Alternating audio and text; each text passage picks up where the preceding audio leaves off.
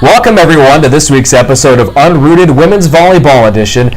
And my guest for this week's show is none other than junior setter on the women's volleyball team here at Menlo College, Pamela Dungo. Pamela, thanks so much for joining me on the show. Thank you for having me. You're very welcome. Let's start by talking a little bit about yourself. Now, Menlo has been a great spot for you in that your family very close by, and they've been able to come out to support you during all the home games here in 2018. What does it mean to have the support of your family?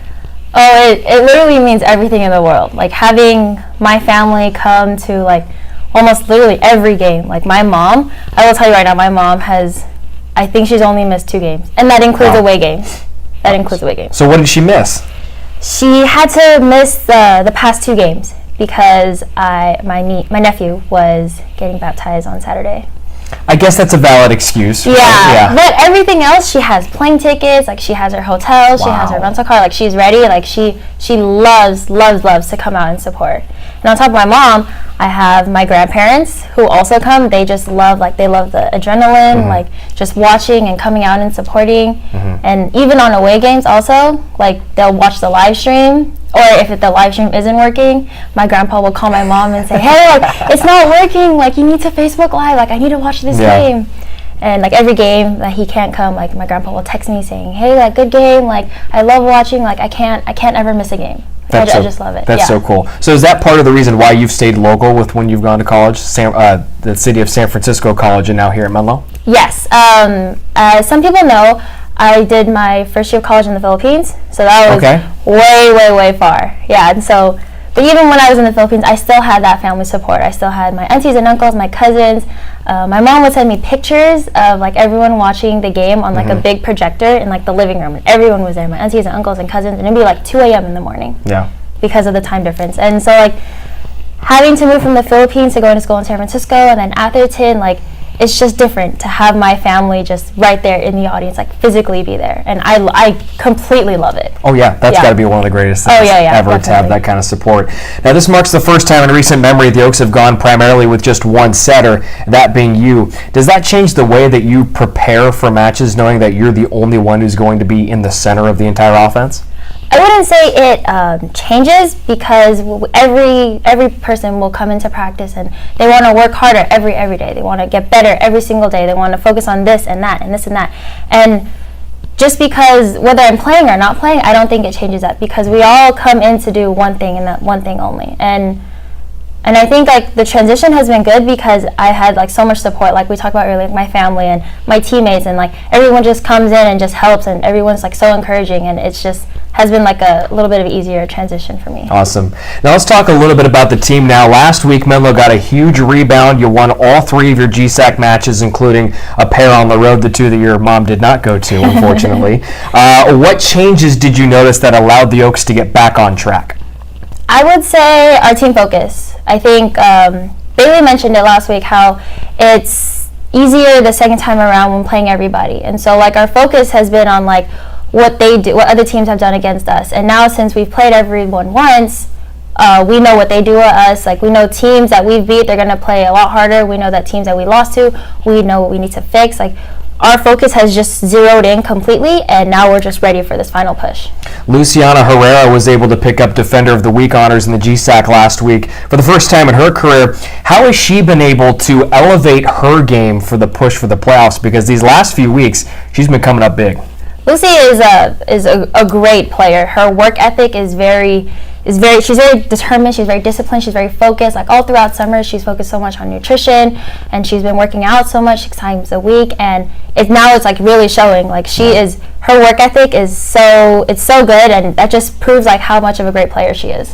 And there are a lot of different potent attackers on the offensive side for the Oaks, as you know. Does that make your job easier as a setter, knowing that no matter who gets the ball, there's a great chance they're going to finish it off with a wicked kill? Oh, definitely. Like I think that's what makes.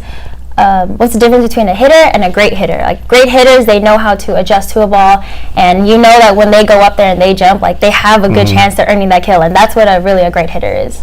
Now Menlo is back home this weekend. You have 2 GSAC matches, including the big rematch against Vanguard. The Oaks took down Vanguard in 5 sets on the road earlier this year. So how do you try to stay within yourself and avoid creating additional pressure, knowing a ranked team is coming in and they're going to be looking for revenge? But we try to really treat every match the same, like whether it's a good game, whether it's not a good game. We try to treat every set the same. We try to treat every point the same, no matter what it is, no matter if it's fifth set and it's 14-15 and we're down, compared to like the first set and it's 0-0. We have to try to treat everything the same, and that way, that's how we keep our game consistent. All right, Pamela, let's get into the final segment of the show. It's called Brownie Bites. I'm going to ask you 3 off-the-wall questions. Give me your best answers. Okay. Question number 1, which teammate is most likely to get lost in a big city like San Francisco? I would say Kenzie, just because she's from like a small town and San Francisco is so big, it can get like a little overwhelming, and she just might not know where to go after that. Yeah, that's true. I don't really think there's anything in Oregon like other than nature. Yeah, that's why I picked Kenzie. Like Kenzie. I'm convinced that there's Kenzie. absolutely nothing to do in Oregon other than hike and Nike. Hike and Nike, and then hike some more in Nike gear once you go to the Nike store.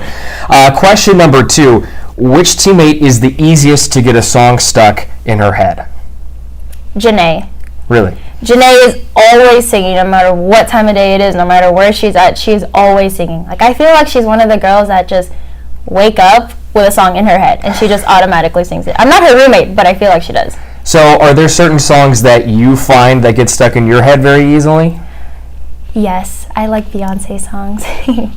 Well, who doesn't like Beyonce songs? True, but there's like certain songs that I really love of Beyonce. Do you ever find that you get like those particularly annoying songs stuck in your head, ones that you don't want, but they find a way to get in? Yes, we've actually recently been talking about this, the Baby Shark song. Baby Shark. I love that song so much, and it annoys people off so much when I get going on it, and then I start, like, oh look, microphone, shark. Like people just get they can't stop. It's just in your head. If you start in the morning, it's in your head throughout the day. Oh, absolutely. Yeah. Because it's such a great song, right? Of course. Question number 3, which teammate has the best art skills? Jaden. Jaden's just so creative. Like, she just makes up things like on the spot. I don't know how she does it, but she just makes up things. Like, she made us these really cute name tags for our water bottles, and like she designed it, and I was like, this is really cute, and I really love this, and it's just helpful. Yeah. But it's just like, she could have just wrote like our name. She could have wrote Pam, but she put a little like cute little design on it, and I loved it. Yeah. It's funny how when I write these questions, I don't think of who would be the answer, but then as soon as you said Jaden, it made sense because pencil pouch, creativity, all these kind of things. It rolls right in together with Jaden. Yeah, it's completely Jaden. Yeah. Pamela, thank you so much for joining me on the show. I appreciate it. Thank you for having me. You're welcome, folks. The women's volleyball team, they are at home this weekend for a pair of matches inside Haynes Prim Pavilion. The Oaks host Vanguard University. They are ranked in the top 15 in the nation right now, and that matchup is set for Friday night. 7 o'clock is first serve, followed by a weekend matchup against San Diego Christian, that one on Saturday at 2 o'clock. We invite you to tune into next week's episode when Pamela Dungo will select the next interviewee by me, Brian Brownfield, right here on Unrooted Women's Volleyball Edition. Until then, we'll see you next week. Take care, everyone. Bye.